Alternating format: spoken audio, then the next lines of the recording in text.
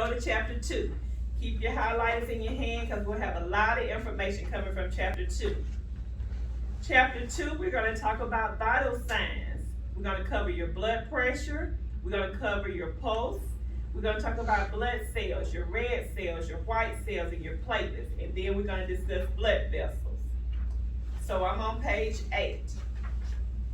The definition of blood pressure is the pressure exerted by circulating blood upon the walls of your blood vessels. Without further specification, blood pressure usually refers to the arterial pressure of systemic circulation. During each heartbeat, blood varies between a systolic, which is the maximum pressure. Highlight this. Systolic is maximum pressure. Then it tells you that diastolic is your minimum pressure. Due to pumping by the heart and the resistance to flow in your blood vessels, blood pressure decreases. Underline the word decreases as the circulating blood moves away from the heart through your arteries. Blood pressure drops most rapidly along the small arteries and arterioles, and it can continually decrease as the blood moves through your capillaries and back through your veins to the heart. Valves in your veins, number 1, gravity, number 2, and pumping from contracting of skeletal muscles. These are 3 things that can influence your blood pressure at different places in your body. So do not choose age. Age does not affect your blood pressure, right? Our grandparents' blood pressure is better than ours, right? They sitting at home, they watching Price is Right, they have no worries in the world. Their house is paid for, so our blood pressure is elevated. So do not choose that age can affect your blood pressure. The things that affect your blood pressure is number 1, your valves in your veins, number 2, your gravity, and number 3, the pumping from contracting of skeletal muscles. These are things that influence your blood pressure at different places in the body. And another way you can say that it's not age, it tells you different places in your body. Age has nothing to do with different places, okay? So your blood pressure measurements without specification usually refers to systemic arterial pressure. Blood pressure is normally measured where? Inside the elbow. Highlight this. Your blood pressure is measured on the inside of the elbow at the which artery? Brachial artery. So what they mean by that, I know nowadays you can check your blood pressure at your wrist, you can check it on your thigh, all these different places. But for test purposes, know that your blood pressure is measured on the inside of the elbow at the brachial artery. They're talking about right here, inside the elbow, and there's a brachial artery that we're going to listen to. And when you listen to the blood pressure, this is what you're listening for. You're listening for that first sound and that last sound. Okay? It tells us that a normal blood pressure reading is what? 120 over 80 millimeters of mercury. It tells us the definition for a systolic and a diastolic blood pressure. And what we need to know is that during the systolic, which is your top number, your heart is contracting. Diastolic is your bottom number. That is when your heart is doing what? Relaxing. That's the difference between the two. So let's go over blood pressure again. So what we know about blood pressure is that there's 2 types of pressures in your blood pressure. You have a maximum pressure and a minimum pressure. The maximum pressure is your systolic pressure. The minimum pressure is your what? Diastolic. A normal blood pressure reading is 120 over 80. Where do we measure blood pressure? Inside that elbow, in the brachial artery. We know that during systolic, our heart is contracting. Diastolic, our heart is doing what? Relaxing. That's 5 questions, right? Yes. Okay. And what I'm going to be doing throughout the chapter, I'm going to be going through, reviewing, to make sure you all are getting in, okay? So that was blood pressure. Let's talk about your pulse rate. Now, blood pressure, we're going to listen. So a pulse, we're going to do what? Feel. That's right. So a pulse be known as a heart rate. It's the rhythmical expansion of your arteries due to contraction of the heart and is recorded as beats per minute. A pulse can be felt at any place which allows the artery to be compressed against a what? A bone. Highlight this. The pulse can be measured by simply placing your index finger and your middle finger on the pulse site. So when we take a pulse, we only use our index finger and our middle finger. These are the two fingers that we use to check a pulse rate with, okay? It tells us that once the pulse is located, the beats per 1 minute should be counted. When measuring a pulse, it is important not to use your thumb. Why do we not use our thumb? A thumb has a pulse of its own. Highlight that. You'll see that again.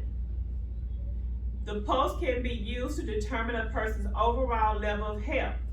In general, a lower pulse rate is better, but although there is a condition called bradycardia, when we see the word bradycardia, brady means slow. Cardia means heartbeat. So know that bradycardia means the heart rate is dropped below 60 beats per minute and it can be dangerous. Okay? A normal pulse rate, there's a chart right here. For test purposes, we need to know that for a newborn, our pulse rate is 120 to 160 beats per minute. Their pulse rate is doing this here at all times. They have real fast heart rate. Now everybody in this room that is 13 years and older, our heart rate is what? 60 to 100 beats per minute. Then for an adult athlete, this is someone that runs up and down this highway out here every day and they exercise, and what is their heart rate? 40 to 60. But now someone like me, if my heart rate is 60 beats per minute, what condition do I have? Bradycardia. There we go. So, when it comes to your test, you have to know this chart, because what they're going to do is they're going to throw out some numbers to you, and you need to know what category do I fall in. Do I fall in as a newborn? Do I fall in as a 13-year-old or an adult? They're going to try to trick you, because that's what national exams does, right?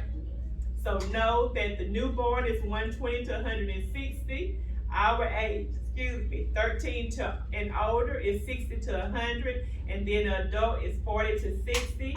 And if you're below 60 beats per minute, that's a condition called bradycardia. Again, we do not use our thumb to check our pulse rate because our thumb has a pulse of its own.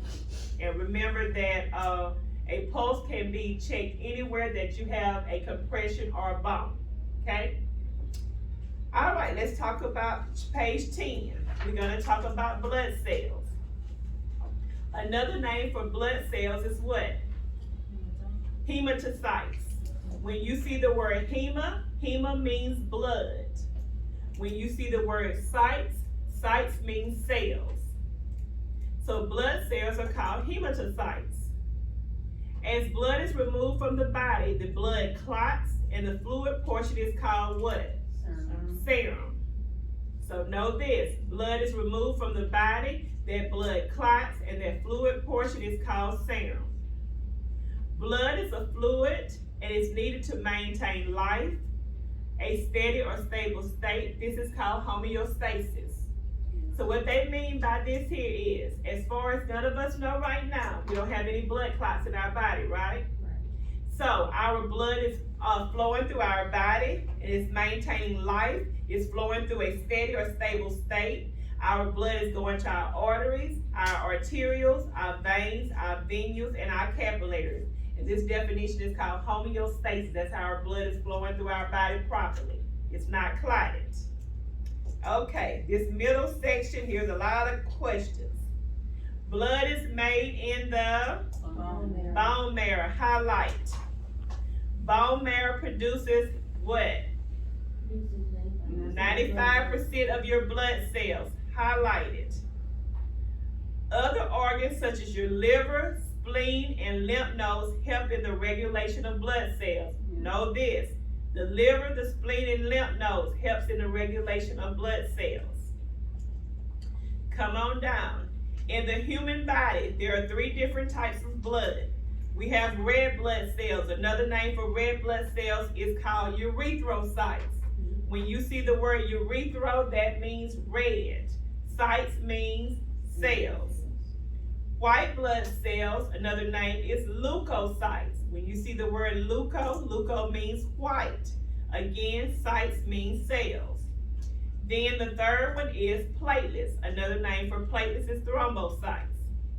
So when you think about the word red cells, what do you think about in your body? What does red cells do? It produces oxygen. That's the main thing. It produces oxygen. White blood cells, what do they fight off? Infection. Platelets cause your body to do what? Clot. Very good. Okay, so that's 3 questions we need to know. Red blood cells, another name is erythrocytes. White blood cells is leukocytes. Platelets is thrombocytes. Now here come a lot of numbers. There are 3 types of blood cells that make up 45% of your blood tissue. Plasma is the liquid portion. It makes up the remaining 55%. Know that. Plasma makes up 55% of your blood. In an average adult, blood makes up 8% of your body weight. And the blood volume of an average adult is how many liters? 5 liters. Highlight. We have 5 liters of blood in our body. Okay, let's talk about the pH, or the hydrogen ion concentration. Blood has a hydrogen ion concentration. The higher the pH, which is above 7.45, the more alkaline blood is. The lower the pH is when it's below 7.35, the more acidic blood is. Therefore, it's letting you know that the normal pH range for blood is 7.35 to 7.45. So we have to know that blood, the normal pH range is 7.35 to 7.45. The lower it is, below 7.35, is acidic. The higher is alkaline, is above 7.45. So how I learned this here is, I go by my alphabets. If you write your alphabets, ACI is on the lower end of your alphabets, ALK is on the higher end. So the lower end, the ACI, is below 7.35. Alkaline, ALK, is higher, so it's above 7.45. Y'all got that? Yeah. Okay, normal is 7.35 to 7.45. Okay? That's 3 test questions. Normal 7.35 to 7.45. Low 7.35 is acidic. High 7.45 is alkaline. Got it? Okay, how many liters of blood we have in our body?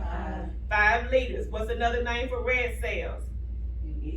Erythrocytes. What's the name? It's erythrocytes. What's another name for white blood cells? Leukocytes. And another name for platelets? Thrombocytes. Blood cells are called hematocytes. That's the first sentence. What is when our blood is maintaining the life is steady and stable? Homeostasis. Okay? Very good. What's the normal blood pressure? 120/80. When your blood is at a maximum pressure, it is what? Systolic. When it's at minimum pressure, diastolic. When your heart is contracting, what? Which one? Systolic. When it's relaxing, diastolic. I'm coming back to it. All right, let's go to page 11. Okay, now we said red blood cells are producing your bone marrow, right? Yes. So it tells us on page 11, red cells is known as what? Erythrocytes. These are the most numerous blood cells in your body because it's producing your oxygen, right? So it's the most numerous blood cells in your body. You have to have red blood cells to live. Okay? And it tells us that red blood cells does not have a nucleus. Red blood cells is the body's major way of delivering oxygen to the body due to blood flow in the circulatory system. Erythrocytes contain something called hemoglobin. What do you all think hemoglobin does in our body? It gives blood its what? Color. Very good. Hemoglobin gives blood its color. So I know some of you all have been told you're anemic, right? When they check your hemoglobin, they tell you that you're anemic, and that's what this next sentence says. People with a low number of red blood cells or not enough hemoglobin are considered to be anemic. Red blood cells forms where? In the bone marrow. And it has a lifespan of how many days? 100 to 120 days. So we're going to recap. We know that red blood cells, they're the most numerous blood cells in our body. They live for how many days? 120 days. Their main function is to produce oxygen. Simple as that. They have no nucleus, and red blood cells are produced where? In the bone marrow. In the bone marrow. That's how many questions you just told me. You just gave me like 5 answers, right? Okay. Let's talk about the life cycle of erythrocytes. Erythrocytes has 3 stages of the life cycle of red blood cells. The first stage is called erythropoiesis. Now, you see how you all kind of stumbled over the word erythrocytes? That's fine. Because you know when I broke it down, I said erythrocytes. Erythro means what? Red. Cytes means cells. So, you see this word erythropoiesis? Erythro means what? Red. So the definition of erythropoiesis tells you it's the process of developing in which what? Answer that question and move on. Break it down. You see what I'm saying? If it tells erythropoiesis, I may not can pronounce erythropoiesis, but I do know erythro means what? Red. So the definition tells me that it's a process of developing new what? Red blood cells. You have to outsmart the test. You see where I'm going? Okay. So it tells us how many red blood cells are produced per second in the bone marrow. 2 million. Highlight. It comes down and says again, just repetitions. Red blood cells lives how long? 100 to 120 days. So highlight this as well.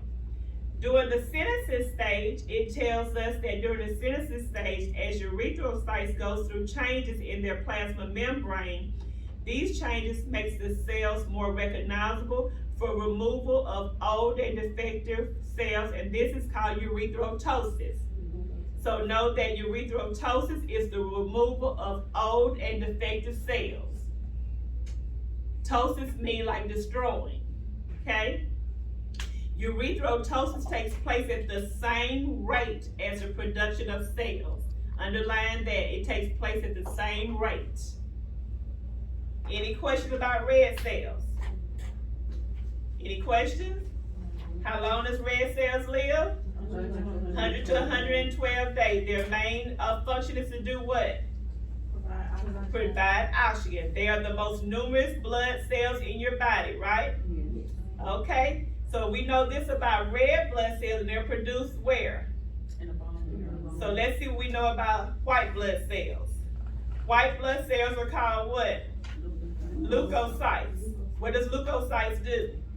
Defend our body against what? Infection. So it says the definition of leukocytes are cells of the immune system, and they help the body defend against disease and foreign materials, which is infection, right? There are several different types of white blood cells, and they're developed from a cell where? So red blood cells are produced in the bone marrow, so it tells us that white blood cells are produced in the bone marrow as well. White blood cells do have a nucleus. So we're going to come on down to, in the middle of page 12, it tells us that lymphocytes are grouped into 3 different types of cells. They are grouped into B cells, T cells, and NK cells. You all see that? Yes. That's what you need to know about white blood cells. White blood cells fights off infection. Another name for white blood cells is leukocytes, and they are grouped into 3 types of cells: B cells, T cells, and NK cells. You have to be able to know these because, again, they'll give you 4. All of them are alphabet, so they're going to try to trick you. So you have to know B cells, T cells, and NK cells. Okay? Now, if that is white blood cells and red cells, let's talk about platelets. What's another name for platelets? I'm on page 13. Thrombocytes. And when we think about platelets, what do we think about? Clotting. Very good. Their function is to stop blood loss due to wounds, maintaining homeostasis. There's that word homeostasis. What do we say homeostasis was? The steady or stable state, correct? Okay, so their function is to stop blood loss due to wounds, maintaining homeostasis. In order to do so, platelets release factors to promote blood coagulation. When we see the word coagulation, that means blood clotting. Remember I said when you see things in parentheses, you would most likely see it again. Excuse me. So another word for coagulation is blood clotting. So we know red blood cells lives how long? 100 to 120 days. How long does platelets live? 5 to 9 days. Highlight this. This next paragraph says that if a person has an insufficient amount of platelets, it can lead to bleeding. Exactly. So if a person has too many platelets, what can happen? They can, wait a minute, they have too many, they're gonna do what? Not bleed. They're gonna clot. If I don't have enough platelets, I'm gonna bleed. But if I have too many, I'm gonna clot, and then I can have which can cause me to have a stroke. Very good. So notice paragraph. It says an insufficient amount of platelets can lead to excessive bleeding. If a person has too many, they're going to have a formation of blood clots that can hinder vessels and cause a stroke. Because if you have a blood clot, you're not getting any blood flow, right? So it's going to cause you to stroke out. For a normal blood specimen, it usually takes 30 to 60 minutes for your blood to clot. Underline 30 to 60 minutes. Go to the last sentence on this page. It tells us that clump platelets helps the healing process.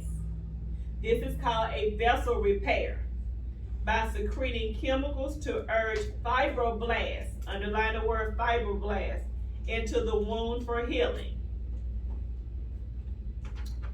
Any questions about red cells, platelets, or white blood cells at this time? Okay, let's talk about our blood vessels. On page 14, it says that we have 3 major types of blood vessels in the human body. We have number 1, our arteries. Number 2, we have our veins. And then number 3, we have capillaries, right? So for our arteries, our arteries carries blood where? From the heart. From the heart. So how I learned this here, A for arteries, arteries carries blood away. Arteries away. Veins carries blood to the heart, back to the heart. Then capillaries are responsible for the exchange of chemicals and water between blood and tissues. So let's recap. Arteries carries blood away. Veins carries blood to. Then you have your capillaries, they're responsible for the exchange of chemicals and water. Now, on your test, they want to, like I say, they want to make sure you can work independent. So instead of them using the word arteries, they may say arterioles. It's the same thing. Instead of saying veins, they may say venules. Same thing, they're just trying to throw you off. Okay, so don't get throughout. Arteries and veins have how many layers? 3. Underline the word 3. There are several different types of blood vessels. You have arteries, veins, arterioles, venules, capillaries, and here's something in parentheses. It tells you that sinusoids are what? Small vessels, and make sure you know that they're located in your liver, your spleen, and in your bone marrow. Know that definition. Sinusoids are small vessels. They're located in the liver, the spleen, and in the bone marrow. Now it comes down and tells us that arterial and venous systems develop from different areas. The arterial system mainly develops from aortic arches, whereas the venous system develops from 3 bilateral veins between the 4th and 8th weeks of the human development. So in a nutshell, only thing they're letting us know is during the 4th and 8th weeks of gestation, this is when the baby's gonna start developing their arteries and veins. So know that between 4 and 8 weeks of the human development, this is when you develop your veins and your arteries in your body. Okay, we're gonna skip page 15. We're gonna skip page 16. You can read those on your own, but it's nothing on there that's important. So let's go to page 17. Now we've just talked about arteries. We said arteries carries blood away from the heart. So let's talk about veins. Veins carries blood where? To the heart. And it says that veins carries oxygen deprived blood from tissues back toward the heart, with the exception of the pulmonary and umbilical veins that carries oxygen rich blood to the heart. Veins can become obstructed. When we see the word obstructed, that means occluded, that means blocked, due to blood clots. Let me go back up to this bullet. Veins are less muscular than arteries, and they're generally closer to the skin. Fragile veins are usually found in the elderly, and another name for elderly is what? Geriatrics. And again, veins have how many layers? 3 layers. Okay? We're gonna skip page 18, skip page 19, 20. Now you can go and read all that on your own. And that's it for chapter 2.